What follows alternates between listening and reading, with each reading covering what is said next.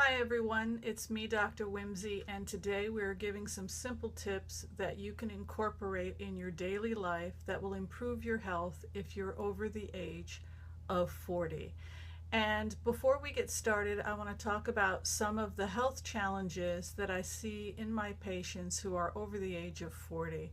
And my goal with this channel is to empower anyone who is 40, 50, 60, or beyond, things that you can do that don't cost a lot of money that can dramatically improve your health.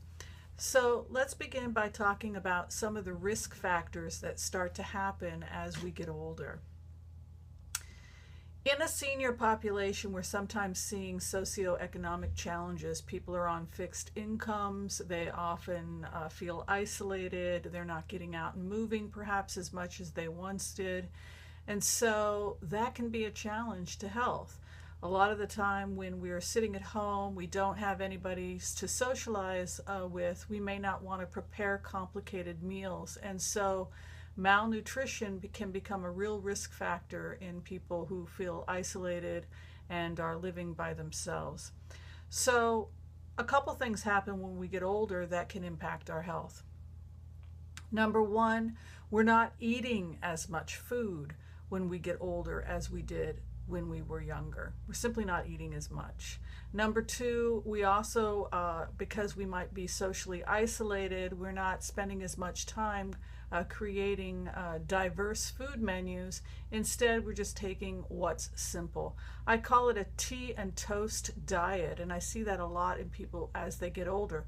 They don't want to bother, they make themselves a cup of tea, they might make themselves some toast, and that's all the nutrition that they're getting. So if you are feeling isolated, if you are feeling like you can't be bothered, just remember what you're hearing here today, that it's really important to make a little bit of an effort, and that may mean having to change things up a little bit, but we'll help you with some basic ideas here today. So we have the socioeconomic problems. Meals on Wheels and those sorts of organizations have been great because they have brought food to people who are homebound, who may not have the physical strength or socioeconomic opportunities to get the nutrition that they need on a regular basis. Also, isolation can sometimes lead to depression as well, and with depression comes a lack of desire to do much of anything. Then there are the cognitive challenges that can sometimes happen as we age. Alzheimer's, psychological challenges, chronic disease is a problem. In terms of malabsorption and maldigestion, poor dental health is something I talk about often. I've gone through those challenges myself.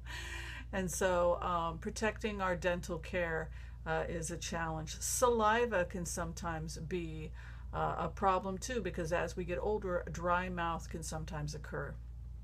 There are a series of various different types of medications that people sometimes go on, like diuretics, that can also aggravate digestion and health, because they can cause dehydration, and dehydration can lead to all kinds of challenges. So I'm going to give 8 simple things that you can do to improve your health depending upon what stage of physical activity and health you're currently in. But one of the things that we always try to work on, number one, is to improve the amount of fiber that people are consuming. Usually the standards that doctors talk about are 30 grams of fiber a day.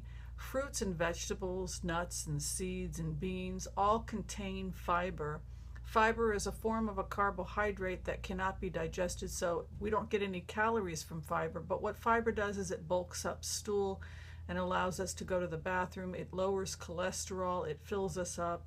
It's usually found in nutrient-dense foods. So when we're experiencing, as we get older, some medications or simply the process of aging, if you're experiencing constipation or high cholesterol or even blood sugar dysregulation, diabetes risk increases with age, type 2 diabetes. Diabetes as a consequence of also of the pancreas slowing down. All of that, we think about fiber. for the type 2 diabetes, not so much for the pancreas underfunctioning, but definitely in type 2 diabetes, but also in cases of constipation, which can sometimes be a side effect of not just aging, but also medications. Number 2, we want food variety in this population because creating complicated meals can sometimes be overwhelming for people. I always tell people if they can put one day aside to prep meals, if they can give themselves that one day, that's a great idea. So food preparation and variety. If you can get 50% of your diet to be raw, then I think that's great. A salad a day. That can sometimes be a challenge with digestion depending upon a dental care. So I always tell people to take care of your dental care and take care of your saliva so that you can digest that raw food, because we want you to chew it really, really well. But we want food variety, one day of prep. If you can commit to one day of chopping vegetables, put them in tinders and put them in bags or some kind of container and keep it in the refrigerator so that you can take it, mix it together, and have a salad every day. I think that's great, and that's easy to do.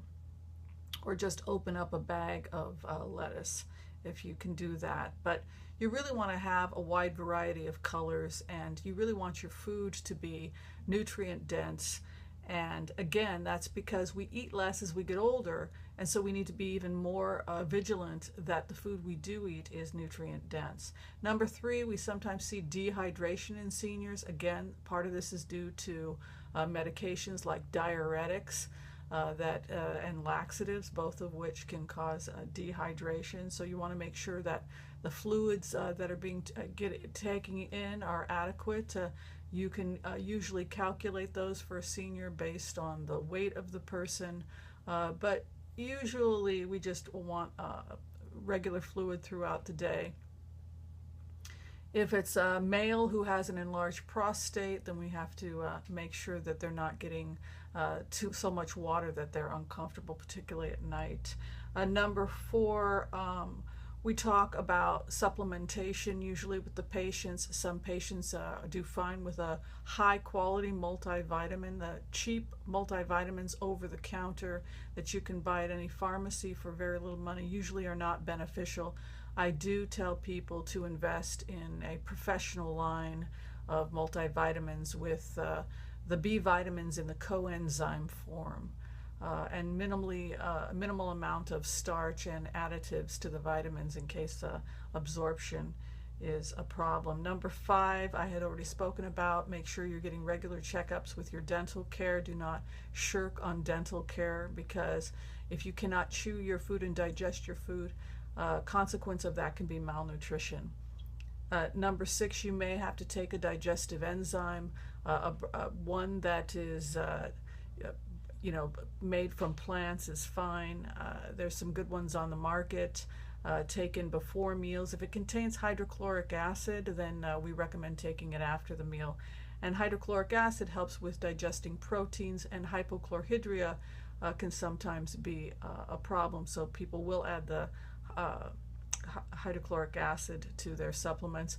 Be careful with that, though, if you are somebody who's on a proton pump inhibitor and has had a past history of acid reflux.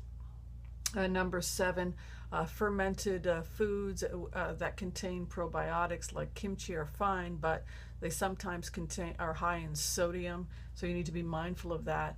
Some people will simply just take a probiotic. They'll either drink it, there's yogurt-like probiotics, or they'll actually take a pill. I tell people to take it either before they go to bed at night or first thing in the morning. And the last thing, number 8, is to make sure to speak to your doctor about drug-herb interactions and vitamin interactions with any medication you're currently on. I think that's really important. If you looked at the video I did before this one, drug-herb interactions are a serious problem in this country, and that is why you really want to be working closely with your the people who you're seeing, your medical providers, because your naturopath and your medical doctor will know about drug-herb interactions. Okay, so that about wraps it up, the 8 things you can do to improve your health if you're over the age of 40, 50, 60, or beyond. And if you like this channel, be sure and share, like, subscribe, and tell me what you're doing to improve your health, and if I left anything else out. Thanks for watching. Take care. Bye-bye.